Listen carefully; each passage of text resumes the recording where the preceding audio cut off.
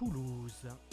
Vous écoutez Wanted Radio, la journée spéciale des 24 heures en non-stop. Allez, bienvenue sur Wanted Radio. Nous commençons cette journée spéciale par des interviews. Et pour commencer ce face-à-face interview, je reçois Sabine Opranski, directrice du centre d'animation de Bordeaux-Saint-Pierre. Bonjour Sabine. Bonjour. Comment ça va ? Bien. Qu'on ne vous a pas entendu au micro de Wanted Radio depuis que nous sommes arrivés dans ces lieux il y a presque 2 ans maintenant. Allez, on commence par un petit jingle et puis on annonce les choses. Messieurs, commençons par nourrir notre efficacité. L'interview exclusive de Wanted Radio. Bien, alors pour rappeler un peu ce que c'est que le centre d'animation, c'est une grosse association sur Bordeaux, une association de centre social. Si c'est bien ça, n'hésitez pas à me dire si c'est pas ça, si je fais des erreurs dans ma présentation. Il y a 11 centres sur Bordeaux, c'est ça. Plus un auberge de jeunesse, ouais, et un mur d'escalade, tout à fait. Voilà, donc il y a un centre d'animation dans la plupart des quartiers de Bordeaux. Oui, c'est ça. Comment se répartissent un peu les différents centres d'animation ? Vous venez de le dire, c'est-à-dire que c'est réparti dans les différents quartiers.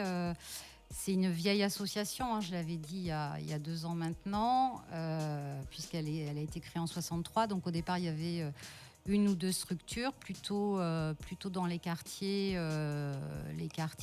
qu'on disait à l'époque un peu chauds, oui, puisque le public ciblé, c'était la jeunesse, plutôt déviante, voire délinquante. Et puis petit à petit, évidemment, on s'est ouvert à d'autres publics et on s'est implanté dans tous les quartiers de la ville de Bordeaux. Voilà. D'accord, ok. Le centre Saint-Pierre fête aujourd'hui ses 25 ans. Et demi. Et demi. Et il y a des activités qui se préparent, ouais, pour aujourd'hui. Ouais. On connaît un peu le programme ? Oui, on connaît un peu le programme. Alors, on est un peu triste que le soleil ne soit pas de la partie, mais c'est pas grave, on fera quand même monter la température ce soir. L'équipe est à l'œuvre depuis ce matin pour l'aménagement, le décor.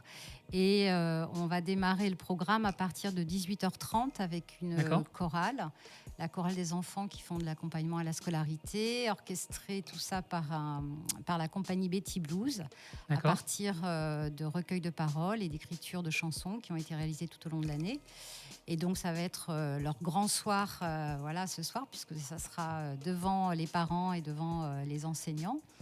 Et puis on poursuivra avec un cocktail dînatoire, un quiz musical qui sera orchestré lui par Larsen. Et enfin on clôturera la fête avec le duo Boule, qui est un duo assez déjanté et qui compte bien nous faire guincher tout au long de la soirée. Et pour vraiment clôturer et souligner, illustrer ces 25 ans, Nicolas Louvancourt, je dis François parce que François Vaillant était notre ancien responsable de l'espace culture multimédia et photographe à 16 heures. Et en fait, je me suis replongée dans les archives et à partir de là, Nicolas Louvancourt, qui est aujourd'hui notre responsable espace culture multimédia et aussi un artiste puisqu'il fait du vidéo mapping, a réalisé un petit clin d'œil. Voilà. On clôture la soirée avec ça. Ça me donne l'impression que sur cet étage où l'on est, il n'y a que des artistes. C'est ça, il n'y a que des artistes. Pour ceux qui sont du quartier Saint-Pierre, ils sont accueillis, ils peuvent venir avec plaisir ce soir. Oui. Participer un peu à cette fête. Voilà, là aussi, il a fallu se replonger un peu dans les listes de diffusion. Mais alors, évidemment, les adhérents et habitants du quartier sont les bienvenus, ont été invités, et puis les partenaires, et puis les anciens aussi, bénévoles comme salariés, ont été conviés à cette petite fête. Super. Bon, pour retracer un peu l'histoire et les activités surtout du centre d'animation, quels sont les types d'activités périscolaires que sont proposées aux enfants ? Alors, il y a moult activités qui sont proposées aux enfants. Alors, j'ai envie de dire que Effectivement, l'enfance prend beaucoup de place au sein des centres d'animation. Hein. C'est pas propre à Saint-Pierre, puisque ça représente souvent à peu près 60 à 70% de notre activité. Donc c'est important, bien sûr, mais grâce aux enfants, on touche aussi les parents et donc les familles. Donc c'est là où notre axe social, entre autres, prend tout son sens, mais pas que. Et donc, le projet, il y a un projet pédagogique qui est réalisé par l'équipe et qui découle de notre projet associatif. Et les objectifs principaux du secteur enfance, pour les enfants en tout cas, c'est de favoriser la citoyenneté et le faire ensemble par le biais d'activités pédagogiques et pour apprendre aussi à faire société. C'est accompagner les enfants dans leur développement au quotidien et leur envie, ainsi que de tendre vers la découverte de nouveaux centres d'intérêt. Donc on est plutôt là sur l'ouverture aussi au monde. C'est renforcer les liens avec les autres coéducateurs, puisqu'on intervient principalement dans les 4 écoles du quartier, 2 maternelles et 2 élémentaires, plus le collège, mais ça c'est la partie jeunesse. Et donc évidemment on travaille de concert d'abord avec les parents, hein, c'est les premiers éducateurs de leurs enfants, mais aussi avec l'équipe enseignante et puis les agents municipaux qui interviennent dans les écoles. Et enfin, c'est mettre au cœur de nos activités la participation des enfants et qu'ils soient le plus acteurs possible de ce qui est proposé. Okay. Voilà.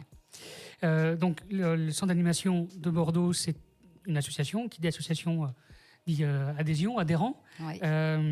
Comment peut-on adhérer à l'association, au centre d'animation, et combien ça coûte ? Alors, on peut adhérer très facilement en ouvrant les portes des centres d'animation. Et donc combien ça coûte ? Ça dépend de l'âge. Généralement, les adhésions enfance, c'est 3 €. Les adhésions jeunes, on est à 6. Adultes, c'est 9. Et puis après, on a des adhésions famille et associatives qui, elles, sont de 15 €. D'accord. Dans la plupart des centres d'animation, il y a des pôles d'excellence, y compris ici à Saint-Pierre. Quels sont ces pôles ? Alors, pôle d'excellence, c'est un terme qui avait été proposé et ça avait été initié par un de nos anciens présidents, monsieur Marc Lajugie, qui voulait vraiment des pôles plutôt à caractère culturel et d'excellence, parce qu'il tenait à ce que c'est pas parce qu'on rentrait dans un centre social qu'on pouvait pas proposer ce qu'il y a de meilleur et le plus qualitatif possible pour les personnes. Bon, c'est propre aussi à, on va dire, à l'éducation populaire. Et donc, dans certains centres d'animation, pas dans tous, il y a effectivement des pôles culturels thématiques. Donc, on a la danse à la Benauge, on a les pratiques circassiennes à Quérise. D'ailleurs, je les salue parce que ce week-end, c'est le festival du cirque à Quérise, avec une inauguration samedi. On a l'artisanat d'art à Montséjour et je vais en oublier bien sûr. On va avoir chez nous, c'est évidemment le multimédia et la lecture et l'écriture. Ok, ça marche. Voilà, oui. Non, juste pour le petit clin d'œil, en fait, on a été même le premier équipement de proximité à vocation socio-culturelle à avoir été labellisé Espace Culture Multimédia par le ministère de la Culture et de la Communication en 1999, et c'était une première en France. Ah oui, ok. Voilà. Et donc en 2009, on y a rajouté, à l'occasion d'une réhabilitation du bâti, on y a rajouté une bibliothèque enfance. D'accord, ça marche. Quelles sont les activités spécifiques pour les jeunes pendant les vacances scolaires ? Alors là, vous n'êtes pas obligé de tout nommer, mais au moins... Non, je ne vais pas tout nommer. Puis il n'y a pas vraiment d'activité spécifique, parce que là aussi, le propre des animateurs jeunes, c'est de travailler de concert avec eux et d'essayer de répondre à leurs attentes et leurs envies, et puis d'en susciter d'autres aussi. Donc, ça va de la pratique sportive, découverte culturelle, pratique culturelle. Il y a des chantiers éducatifs aussi, il y a des séjours. Donc là, par exemple, cet été, ils vont partir à Barcelone une dizaine de jours. Est prévu également sur le mois d'octobre un séjour à Germes dans les Pyrénées. Voilà, ils font du multimédia également. Est-ce que, vu que vous êtes soutenu aussi par la CAF, est-ce que vous avez une feuille de route imposée par la CAF pour vos activités, par exemple Oui. Alors oui, la CAF, vous le disiez tout à l'heure, il y a 11 centres d'animation et sur les 11, il y en a 10 qui ont un agrément centre social.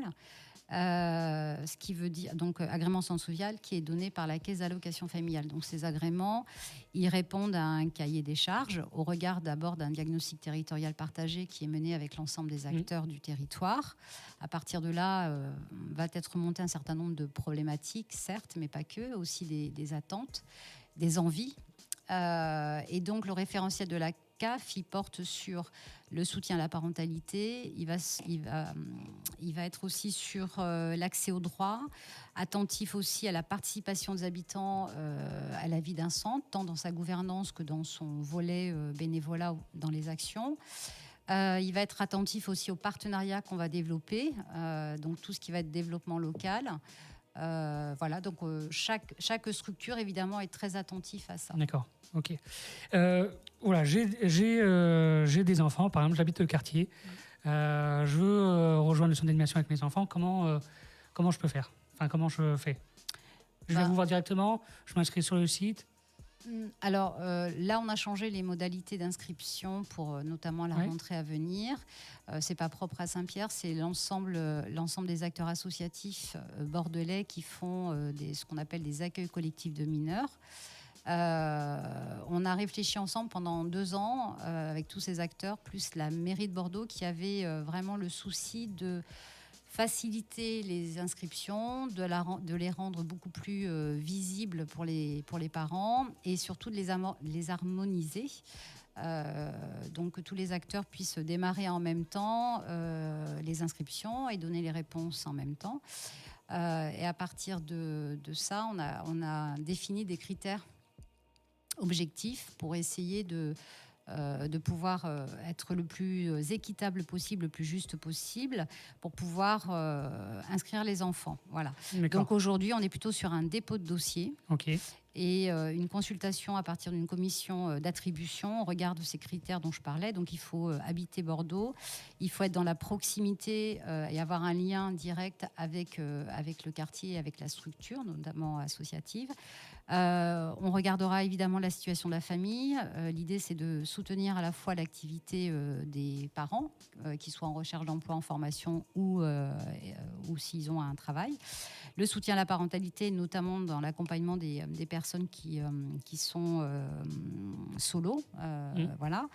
L'accueil des enfants en situation de handicap, l'accueil des fratries. Et puis après, c'est chaque structure qui regardera d'un petit peu plus près les situations d'urgence. Voilà. Et donc, une fois qu'on aura validé ou invalidé les demandes, ça permettra à la ville, tout début juillet, d'avoir un regard d'ensemble sur les quartiers où il y a des tensions et d'apporter des réponses. Vous avez quand même un cahier des charges qui est quand même énorme. Enfin, vous avez une responsabilité comme en tant que de la situation, vous êtes un peu le reflet de la ville, de ce qui se passe, comment ça se passe, les situations familiales, etc. Est-ce que la ville prend acte de ce que vous faites au quotidien? Oui, je pense qu'elle est informée de ce qu'on fait. On travaille à plusieurs échelles, j'ai envie de dire. Il y a notre conseil d'administration qui travaille au plus près avec les élus et les hauts fonctionnaires.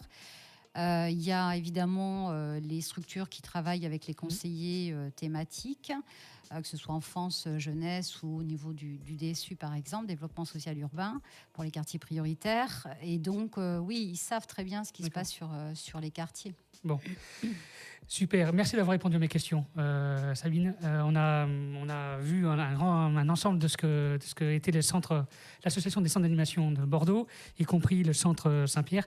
En tout cas, il y a un grand remerciement qui fait de l'ensemble des bénévoles de Montagne Radio et de Montagne Média pour l'accueil que vous apportez depuis quasiment 2 ans maintenant. On parle beaucoup du centre d'animation dans nos émissions et de l'accueil que vous faites et que, bien sûr, sans le centre d'animation, Montagne Radio aurait du mal à fonctionner aujourd'hui. Donc, en tout cas, un grand merci de la part de nos bénévoles et de notre structure. Donc aujourd'hui, à partir de 18h, on peut venir dans le centre d'animation, si vous êtes du quartier, pour profiter de ces 25 ans et demi du centre d'animation Saint-Pierre. Merci Sabine, en tout cas, d'avoir répondu à mes questions. Je vous dis à très bientôt et on peut se renseigner sur le site internet. Oui, centre d'animation. Oui, avec un S, Centre avec un S. Centre Animation de Bordeaux. de Bordeaux.fr. Merci Voilà. beaucoup. À très Merci. bientôt.